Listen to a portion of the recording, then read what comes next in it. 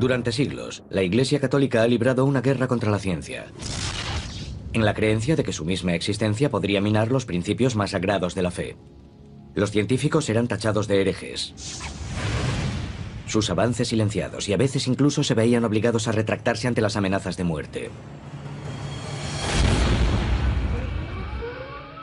Pero hoy, hay señales de un cambio radical. Cuando las personas descubren que soy a la vez sacerdote y científico, y especialmente que trabajo para el Vaticano, que tiene un observatorio, la pregunta es siempre, ¿por qué? ¿Por qué tiene un observatorio el Vaticano? Estas instalaciones multimillonarias y de primer nivel mundial se encuentran a 3.350 metros de altura sobre el nivel del mar. Su telescopio de 1,8 metros es capaz de asomarse a miles de años luz a través de las galaxias. Los científicos que trabajan aquí están formados en astronomía y cosmología. ¿Pero qué los convierte en únicos? Que también son hombres de fe, y han abrazado la ciencia como herramienta en su camino para encontrar a Dios. Tenemos una metodología muy estricta que vamos aprendiendo a medida que nos preparamos como científicos. Dada la complicada historia de la Iglesia con la ciencia, la propia existencia de este moderno observatorio es sorprendente. Especialmente desde la Ilustración, ha habido una relación amarga entre ciencia y religión, donde la ciencia, creo yo, ha explicado cada vez más al mundo, y las personas religiosas se han sentido cada vez más amenazadas. El núcleo de la amenaza para los creyentes es que la ciencia descarte tanto a Dios, que Dios acabe por no existir. Y con ello se irá toda una visión de la vida, toda una visión del mundo. Durante buena parte del último milenio, cuestionar las explicaciones que ofrece la Biblia de los fenómenos naturales era peligroso. A comienzos del siglo XVII, astrónomos eminentes eran sometidos a juicio cuando sus descubrimientos científicos chocaban con las creencias religiosas comunes. Una de las ideas científicas más amenazadoras fue la teoría avanzada por los astrónomos Copérnico y Galileo. La Iglesia predicaba que la Tierra era el centro del sistema solar y que el Sol giraba a su alrededor. Pero Copérnico y Galileo sugirieron lo contrario, que el Sol era el centro del sistema solar. Los descubrimientos de Galileo fueron recibidos al menos por parte de la Iglesia Católica como un problema, que entraba en conflicto con la Biblia, que dice, y el Sol se detuvo. En realidad es la Tierra la que se mueve y el Sol el que está parado, y en lo que a nosotros respecta, ahí hay un conflicto. La Iglesia Católica ha dado un giro de 180 grados desde la época de Galileo, y menos mal. La aceptación de la ciencia es un cambio radical, pero la pregunta es, ¿por qué ahora? La presencia de la Iglesia en el Observatorio Vaticano indica que ésta reconoce el valor de la ciencia y también de los conocimientos que obtenemos a través de ella. Aunque la mayor parte de la ciencia mira hacia las estrellas en busca de respuestas a lo desconocido, estos hombres buscan algo mucho más concreto. Pruebas de la existencia de Dios. Su búsqueda de pruebas de la existencia de una mano divina que actúa sobre el universo comienza en el momento de su creación. Fundamentalmente, creen que a medida que exploren el universo y vuelvan al Big Bang, llegarán a la pregunta de qué había antes del Big Bang. Si hubo un Big Bang, tuvo que haber alguien que lo provocase. El universo en sí nació tras una explosión. De ella emergió una energía que se transformó en materia. El Vaticano está de acuerdo con la explicación científica consensuada, que tras el Big Bang, la interacción de átomos de hidrógeno, impulsada por la gravedad, formó estrellas, galaxias y el universo tal y como lo conocemos. Se trata de una serie de sucesos en los que pasamos de una sopa de partículas elementales a gas y polvo. Después ese gas y ese polvo colapsan y forman estrellas y planetas y posteriormente la vida. Nosotros procedemos de este universo, al igual que las estrellas, las galaxias, las ranas y todo lo demás. Procedemos de este universo en evolución. Esa es la mejor explicación científica para nuestra existencia. ¿Y esto ocurrió por casualidad o por necesidad? Mientras la religión defiende la necesidad de Dios en la creación de todas las cosas, la ciencia no. No vemos obstáculo alguno para imaginar el Big Bang como algo que ocurrió sin más. No hay ninguna razón cosmológica en absoluto para pensar que alguna influencia externa tuvo que crear el Big Bang. A Stephen Hawking le gusta decir que preguntarse qué había antes del Big Bang es como preguntarse qué hay al norte del Polo Norte. La pregunta no tiene sentido. Hawking recientemente ha suscitado la polémica afirmando: dado que existe una ley como la de la gravedad, el universo puede y se creará a partir de la nada. Stephen Hawking y otros que proponen este comienzo para el universo dicen: no necesitamos a Dios. Eso es absurdo. Este debate marca la línea divisoria entre la corriente principal de la ciencia y la ciencia de la fe. La Iglesia ya no rechaza los descubrimientos científicos. Por el contrario, muchos, como el padre Cohen, creen en un modelo que incorpora tanto a la ciencia como a Dios. Se conoce como la teoría del universo afinado. Sostiene que las condiciones exactas requeridas para la creación de la vida son tan precisas que no podrían haber surgido al azar. Para estos hombres, el modelo del universo afinado es el anteproyecto para la creación de todo. Y Dios es el arquitecto. Si cada una de esas constantes no tuviesen el valor que hemos medido, digamos en una millonésima parte, no estaríamos aquí. Esa es la noción del universo afinado. Las cosas fueron calibradas. Es como en el cuento de Ricitos de Oro, ni demasiado caliente ni demasiado frío.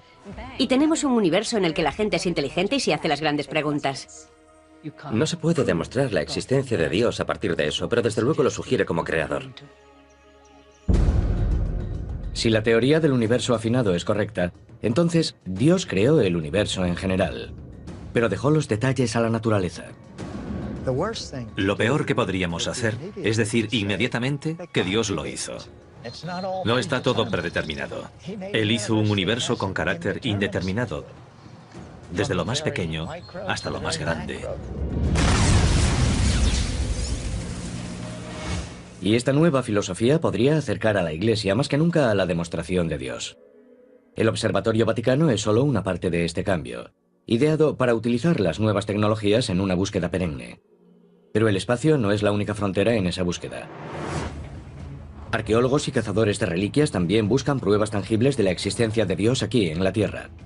Su búsqueda comienza con la Biblia. Ha estado en el centro del conflicto entre ciencia y fe desde el principio. Algunos estudiosos cuestionan los orígenes de muchos libros de la Biblia y de los sucesos que describen. Si tomamos la Biblia como un documento literal, la ciencia tiene algunos problemas con ella. Pero los verdaderos creyentes la ven como la palabra literal del Señor. Y ahora utilizan la ciencia para intentar demostrarlo. Si la investigación científica puede demostrar que ciertos milagros de la Biblia podrían haber tenido lugar realmente, muchos creen que eso demostraría también la existencia de Dios.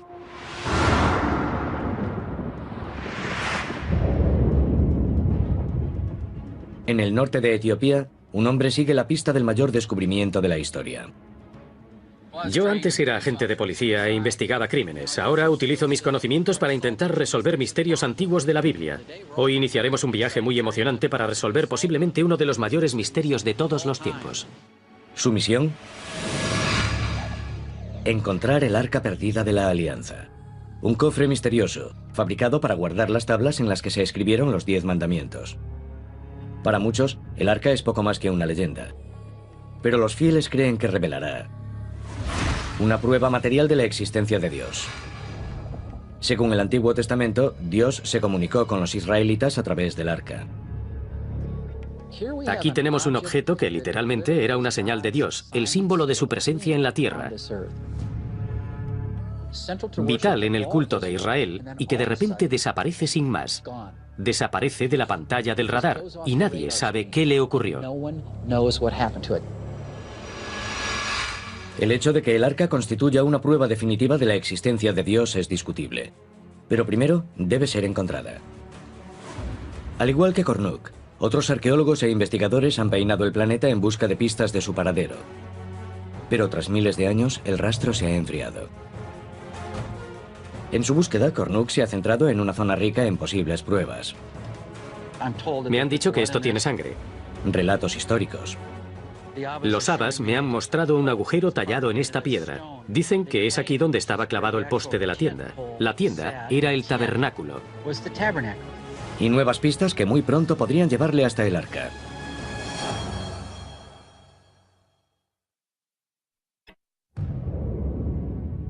Durante siglos, el ser humano ha mirado hacia los cielos. Primero como señal de fe. Y después en reflexión científica. Ahora, la convergencia de estas dos doctrinas opuestas podría tener la clave para resolver el mayor misterio de la vida: la existencia de Dios. Bob Kornuk está en la avanzadilla de esta búsqueda de pruebas tangibles. Va tras el Arca de la Alianza.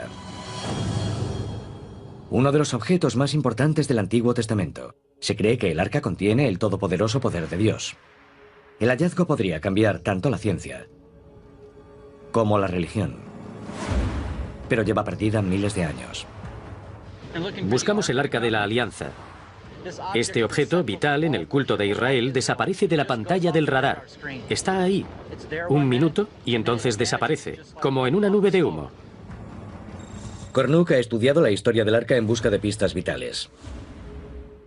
Las instrucciones para construir el arca fueron entregadas por Dios a Moisés, como si fuesen un plano. Se cree que el arca es lo bastante grande para contener las tablas de piedra de los 10 mandamientos.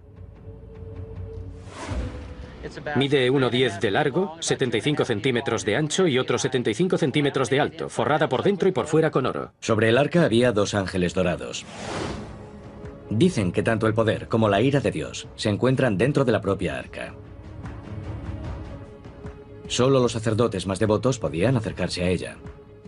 Si no rezabas como era debido ante el arca, te mataba. Podía arrasar ciudades, podía derribar murallas, detener ríos. En el año 960 a.C., el arca fue colocada en el interior del primer templo de Salomón, en Jerusalén. Esta referencia en el Libro de los Reyes es la última mención que se hace al arca en la Biblia. No hay nadie en la Biblia que diga después, oh, y el arca fue robada o destruida. Deja de existir, sin más. Los estudiosos bíblicos difieren en dónde y cuándo desapareció el arca. Existen varias teorías. Para Kornuk, la pista más prometedora apareció durante una investigación iniciada en la década de 1980 por Graham Hancock, corresponsal de The Economist. Hancock teorizó que el arca había sido rescatada del templo de Salomón durante el reinado de un rey pagano. Esa persona es Manasés, un rey malvado, maníaco, loco, que colocó ídolos paganos dentro del templo.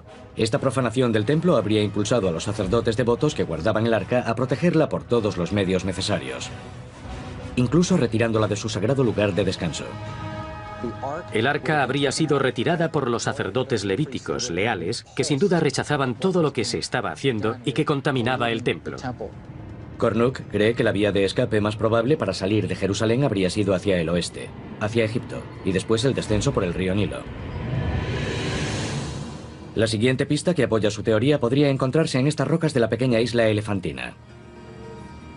Su hipótesis se basa en la existencia, en este lugar, de las ruinas de un antiguo santuario, construido siguiendo las especificaciones exactas del Templo de Salomón, el hogar original del arca. Los habitantes de la zona creen que fue construido como refugio provisional, pero el arca no estaría a salvo allí durante mucho tiempo. Los arqueólogos afirman que se produjo un enorme conflicto en la isla elefantina. Los historiadores describen una revuelta de los egipcios vecinos que puso al arca en peligro. Kornuk cree que el motivo del ataque podría proporcionar una pista sobre lo que le ocurrió al arca. Dicen que el arca era tan poderosa que exigía un sacrificio de sangre para ser contemplada. Según la ley judía, esto está prohibido en todas partes, salvo en presencia del arca.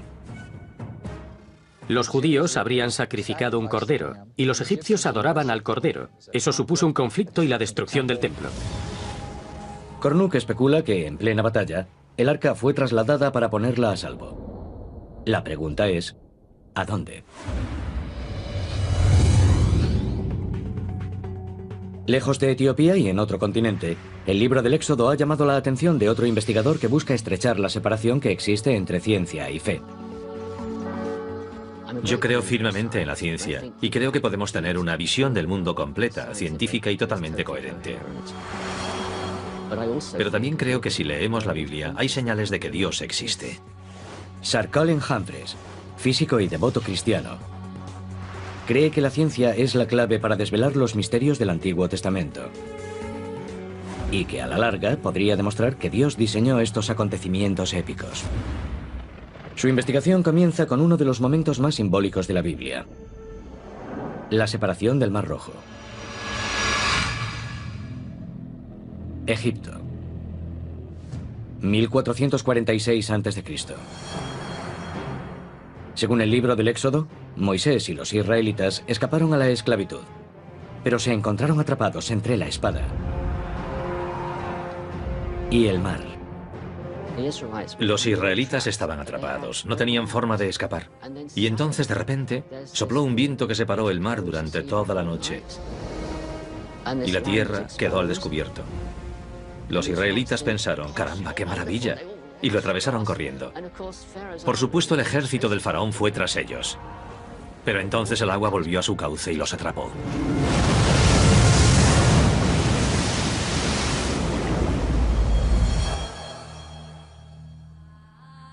Para los creyentes, ese pasadizo de hace 3000 años es una prueba de la actuación de Dios. Pero nuestro conocimiento actual de la física y la dinámica de fluidos suscita dudas. El Mar Rojo es una vasta masa de agua, de más de 320 kilómetros en su punto más ancho, y una profundidad media de casi 500 metros. Siendo así, ¿por dónde podrían haber cruzado los israelitas? Hay diversidad de opiniones sobre la posible localización, pero numerosos estudios bíblicos apuntan hacia el estrecho de Tirán, en el Golfo de Acaba. Ese sería el lugar que mejor encarnaría las distancias y topografía descritas en la Biblia. Aquí, el golfo se estrecha en un canal de apenas 13 kilómetros de ancho. Una cordillera de arrecifes de coral que discurre por el fondo marino crea la parte menos profunda del Mar Rojo. Pero los arrecifes se encuentran a más de 10 metros de la superficie, a demasiada profundidad para cruzar a pie como se describe en el Éxodo. Y también está el problema de las tropas del faraón. El Éxodo dice que un ejército egipcio perseguía a los israelitas fugados. Si el relato bíblico es cierto, ¿cómo es que ellos tuvieron un destino diferente? Para los no creyentes, la improbabilidad de estos sucesos es prueba de que ese relato del Antiguo Testamento no es más que un cuento.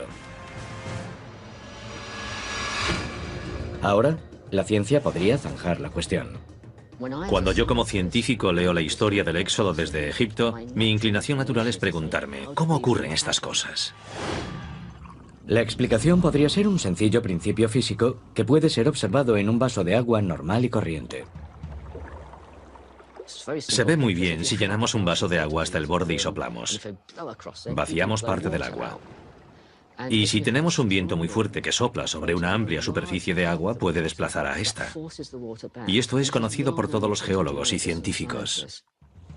En ejemplos extremos en los que grandes cantidades de agua son desplazadas por este fenómeno, los científicos también han observado una reacción poderosa. Un muro rugiente de agua vuelve para llenar el vacío. La teoría de Humphreys sobre la separación del Mar Rojo se basa en la ocurrencia de esos fenómenos naturales a gran escala. Un fenómeno conocido como viento localizado, seguido por su reacción en forma de ola de marea. El científico atmosférico Dr. Carl Druce, del Centro Nacional para la Investigación Atmosférica, cree que Humphreys podría haber dado con algo.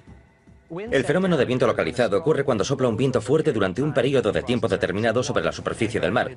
Gradualmente el agua se desplaza en la dirección del viento y se retira de la costa. Y así la superficie del océano baja. Por lo tanto nos encontramos con una zona de tierra firme donde antes estaba el fondo marino. Aprovechando la potencia de los superordenadores, Druce ha estudiado el efecto de los vientos localizados en lugares que van desde el Nilo y la costa de Inglaterra hasta un par de episodios similares ocurridos en los Grandes Lagos en 2006 y 2008. El viento localizado se observa cada 5 o 10 años en el lago Erie. Se producen fuertes tormentas que llegan del oeste y que provocan marejadas ciclónicas en Búfalo. Pero en el lado de Toledo, que está frente al viento, grandes zonas del lago se secan completamente y el agua desaparece en el horizonte. Se ha observado que la diferencia de altura entre un lado del lago Erie y el otro puede ser de hasta 5 metros. Esperaríamos que toda el agua del lago Erie estuviese al mismo nivel, pero si hay un viento fuerte que sopla durante varias horas, hay 5 metros de diferencia. Pero haría falta una tormenta de una fuerza extraordinaria para dividir el Mar Rojo, incluso en la zona menos profunda de los 10 metros, en el estrecho de Tirán. Para que se produzca un viento localizado aquí, tendrían que soplar vientos muy potentes durante horas y en una dirección muy precisa. Para que el viento localizado sea apreciable y haga retroceder el agua de manera perceptible, necesitamos una larga masa de agua. Humphreys acude a las pruebas bíblicas en busca de pistas sobre la tormenta. El relato del Éxodo describe un fuerte viento procedente del noroeste y que sopla durante toda la noche. Su teoría es que si soplaron vientos fuertes por toda la zona del Golfo de Aqaba durante varias horas, el viento localizado podría haber tenido fuerza suficiente para dejar al descubierto un puente de tierra. El Golfo de Aqaba mide 180 kilómetros de longitud y si nos encontramos con un viento huracanado, el agua puede retroceder unos 800 metros o incluso kilómetro y medio. Con datos recogidos de los satélites de la NASA, el Dr. Carl Druce crea un modelo oceánico y un mapa terrestre del Golfo para evitar los posibles efectos de una tormenta de esas características. He usado mapas geológicos, estudios geológicos, la dirección de los sedimentos para reconstruir la configuración de las lagunas y ríos que había durante el período del Éxodo. Después los introduje en el modelo oceánico con un superordenador y apliqué un viento digital que soplaba a 101 kilómetros por hora. Sería difícil caminar con ese tipo de viento, pero es posible avanzar poco a poco. Huracanes y ciclones a menudo se desarrollan en mar abierto. De modo que, según los patrones meteorológicos mundiales, ¿podría una tormenta de esta magnitud haberse desatado sobre el Mar Rojo que está rodeado de tierra? Un estudio oceanográfico de la Universidad Estatal de Florida calculó que una tormenta de ese tipo podría afectar a esta región una vez cada 2400 años. Una probabilidad escasa, pero científicamente posible. Combinando el relato bíblico del paso con los modelos científicos, Druce elabora una cronología que coincide con las condiciones descritas en el Éxodo. La tormenta perfecta. La Biblia dice que esto ocurrió a lo largo de una noche. De modo que el viento sopló 12 horas y de repente se paró. Y las aguas se separaron y estuvieron separadas durante un periodo de 4 horas. Después volvieron a unirse. Pero incluso si hubiesen dispuesto de 4 horas para cruzar el puente de tierra que habría quedado al descubierto, para los 2 millones de israelitas habría sido imposible atravesar el Mar Rojo y escapar. ¿Es posible que las pruebas científicas refuten el relato bíblico? Mucha gente para cruzar por ese espacio en solo 4 horas. Esta cifra es increíblemente grande. Algunos creen que la historia del Éxodo es inventada. Humphreys atribuye esta discrepancia a la difícil traducción del Éxodo. En hebreo antiguo, la misma palabra podía tener varios significados diferentes. Y la palabra que se utiliza para decir miles en el libro del Éxodo es una palabra hebrea llamada Aleph, pero que también puede significar un grupo o una tropa. Por la literatura egipcia sabemos que una tropa en el ejército egipcio eran solo 10 hombres. De modo que cuando tenemos en cuenta esa traducción y sumamos, no acabamos con 650.000 hombres de más de 20, acabamos con 5.000 hombres de más de 20. Y si sumamos mujeres y niños, nos encontramos con 20.000 personas, algo mucho más manejable. Si el nuevo cálculo de Humphreys es correcto, reforzaría la teoría de que el milagro del Mar Rojo sí ocurrió realmente. Humphreys calcula que un grupo de este tamaño podría haber cruzado un tramo de 13 kilómetros en 4 horas. Así pues, todo encaja. Y la operación matemática, que es complicada, de repente se simplifica y se convierte en algo tan elegante que habría que decir que es la solución correcta. Es un descubrimiento emocionante. Modelos informáticos avanzados podrían validar también un último elemento del milagro del Mar Rojo. Al reducir el tiempo invertido para cruzar el mar a tan solo 4 horas, la ciencia explica cómo los israelitas podrían haber escapado hacia la libertad. Y también cómo habrían encontrado su final los egipcios. En una de las mayores matanzas recogidas por la Biblia.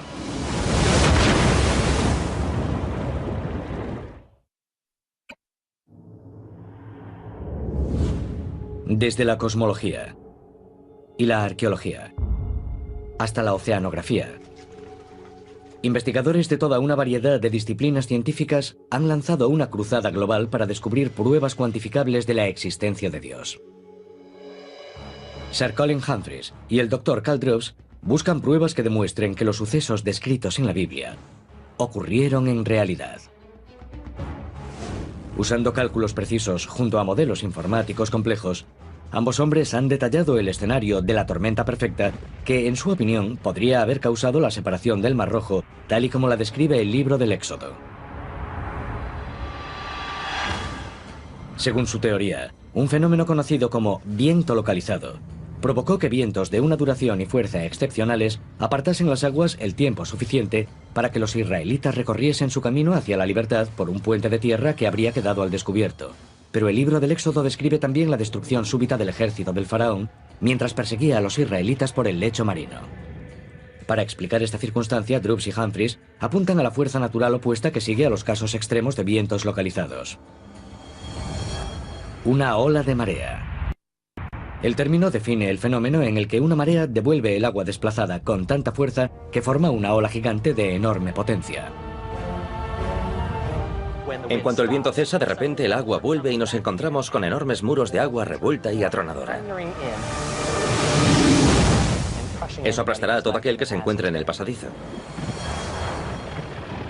Los cálculos de Droops revelan que un viento localizado, lo bastante potente como para separar el Mar Rojo, habría desencadenado una ola de marea de una magnitud demoledora. Cuando leí por primera vez la historia, lo primero que pensé fue que si vieron venir el agua, ¿por qué no salieron corriendo? Pero lo que la matemática demuestra es que si tenemos agua que ha sido desplazada por un viento localizado y ese viento de repente cesa, el agua vuelve como ola de marea. No vuelve gradualmente, vuelve de manera repentina. Y eso es lo que dice el libro del Éxodo, que Moisés extendió su mano sobre las aguas y que el viento dejó de soplar.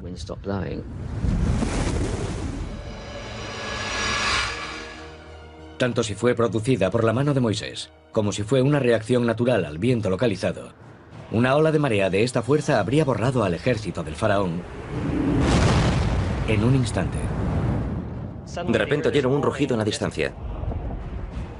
Miraron hacia arriba y se encontraron con una especie de montaña de agua que venía hacia ellos desde los lados y de atrás. Los arrastra de vuelta al mar. ¿Qué es lo que dice el libro del Éxodo? Los detalles del Éxodo encajan con lo que sabemos gracias a la ciencia moderna. Las olas de marea no son habituales, y un modelo matemático preciso para predecir este fenómeno había esquivado a los científicos durante siglos, hasta ahora. Las matemáticas son bastante complicadas. Son ecuaciones diferenciales de segundo orden. Hace 300 años no se podían hacer, ni hace 200 años. La gente no tenía una explicación. Pero ahora podemos decir que encaja con la ciencia moderna y encaja con el mecanismo natural.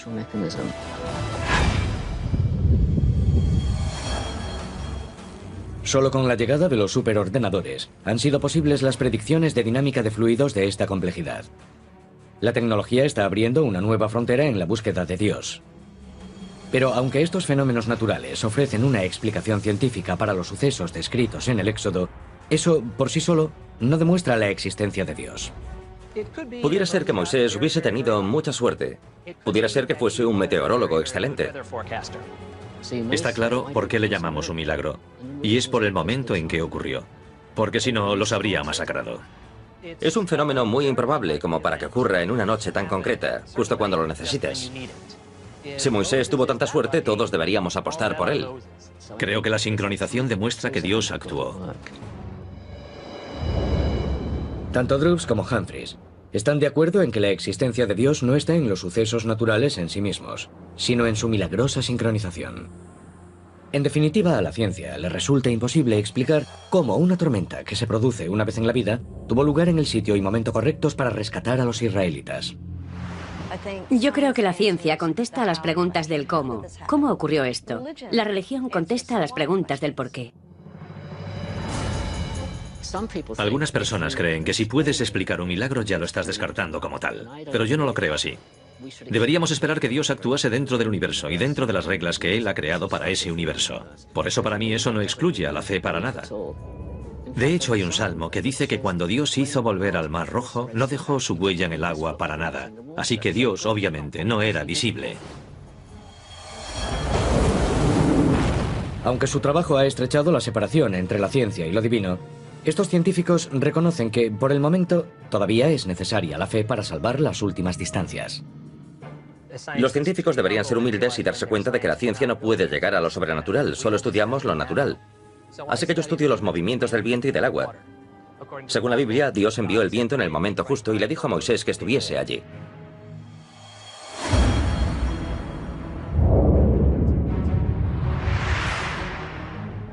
En su cruzada para encontrar el arca perdida de la Alianza y la prueba de la existencia de Dios que ésta podría contener, Bob Cornuck ha seguido el rastro de las pistas hasta el norte de África. Si el arca abandonar su lugar de descanso durante 3 siglos en la isla elefantina, Cornuck cree que la ruta más probable hacia la seguridad habría sido directamente Nilo abajo hacia Etiopía. Y hasta aquí le ha llevado su búsqueda. Iremos a Gondar, que es un lugar en el que siguen residiendo judíos hoy en día que afirman ser descendientes del pueblo que trajo el arca de la alianza aquí, a Etiopía. Aquí los judíos constituyen menos del 1% de la población. Pero la existencia de esta comunidad aislada no es una prueba concluyente de que el arca pasase por aquí. La mayoría de los expertos opinan que la presencia de judíos aquí es una mera coincidencia. Los estudiosos se burlan de la idea de que el arca de la alianza pudiese haber pasado por aquí. Vamos a averiguar si estos estudiosos podrían estar equivocados. Estamos en la aldea Falasi, en Gondar, Etiopía, una ciudad única en el mundo. En su momento, una floreciente comunidad judía. Hoy, la mayoría de los judíos Falasi han desaparecido. Pero por todas partes quedan numerosas de su presencia. La comunidad judía que vivía aquí, en esta aldea Falasi, estuvo aquí 400, 500 años antes de... Hay monumentos de piedra. Y estas tumbas podrían tener miles de años. Los habitantes del lugar siguen las tradiciones judías típicas en la mayoría de los aspectos, excepto en uno. Celebran sacrificios con sangre que no se hacen en ningún otro lugar del mundo, salvo aquí, en esta aldea Falasi, desde hace no centenares, sino miles de años. ¿Podría ser este el eslabón definitivo con el arca? Cornuck busca al último rabino que queda en la comunidad Falasi. ¿Cuánto tiempo llevan los judíos en esta zona? Esto es del año 500 antes de Cristo. Vale, ella dice que los judíos estaban aquí 500 años antes de Jesús, y yo creo que nuestras pruebas lo demuestran. ¿Sabe si los Falasi hacen sacrificios con sangre?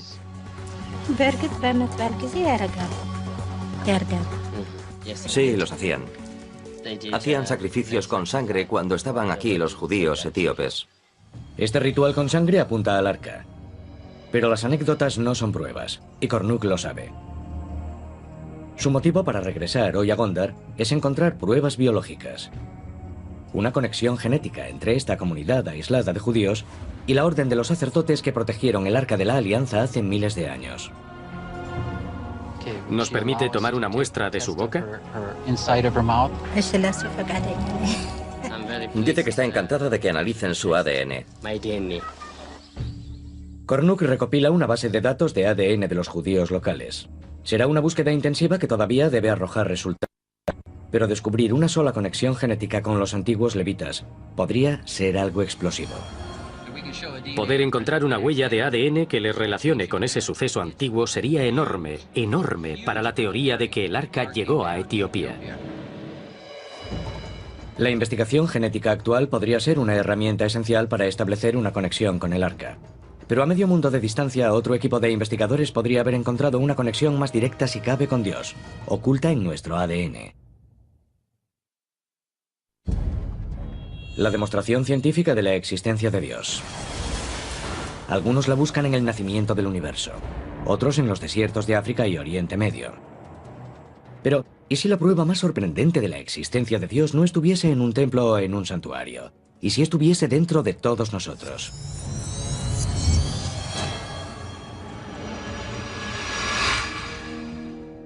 Investigaciones genéticas recientes han suscitado un debate explosivo,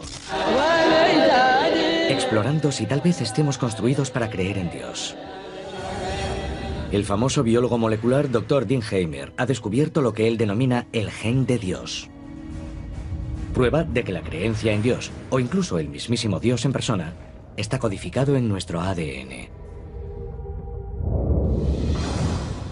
Los científicos intentan refutar a Dios desde hace mucho tiempo. Pero no lo han conseguido, y no hay señal de que vayan a conseguirlo en el futuro.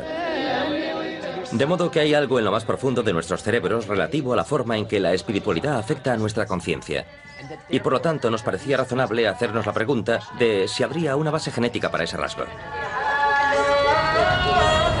El Dr. Heimer se encontró con el tema por accidente.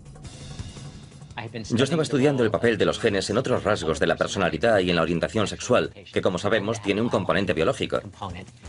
Y resulta que estaba usando un cuestionario sobre personalidad que incluía un apartado denominado autotrascendencia.